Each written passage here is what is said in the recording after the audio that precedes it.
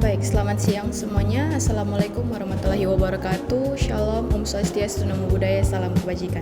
Jadi pada siang hari ini kami dari kelompok 10 matkul kewarganegaraan akan memaparkan materi tentang Pancasila sebagai sumber dari segala sumber hukum di Indonesia.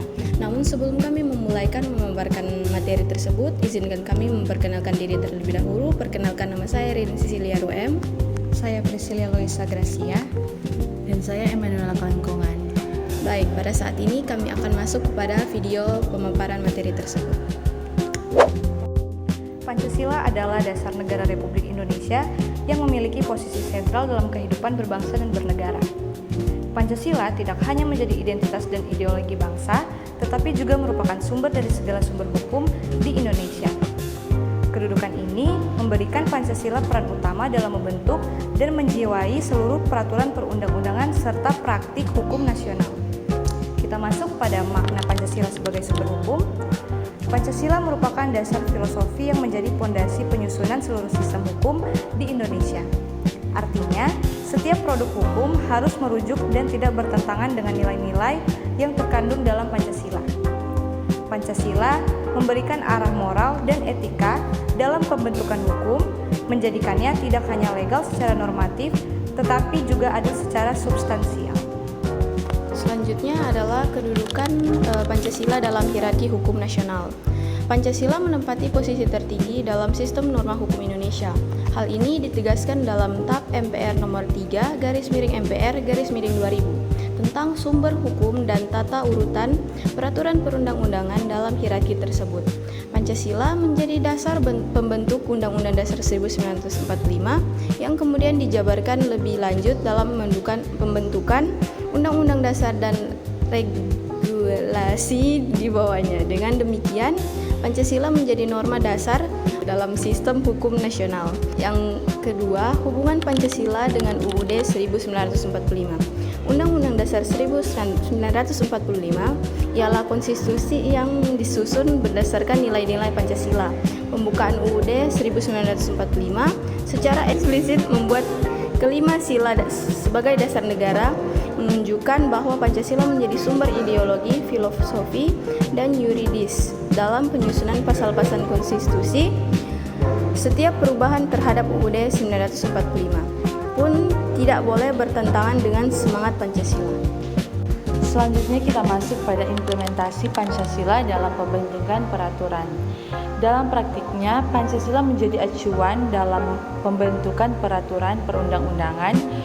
Proses regulasi wajib mempertimbangkan kesesuaian norma hukum dengan nilai-nilai Pancasila seperti keadilan sosial, kemanusiaan, dan persatuan.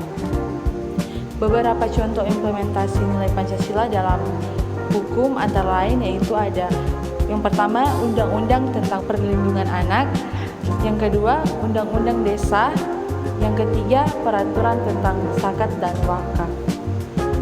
Berikutnya kita masuk pada urgensi Pancasila dalam menjaga integritas hukum.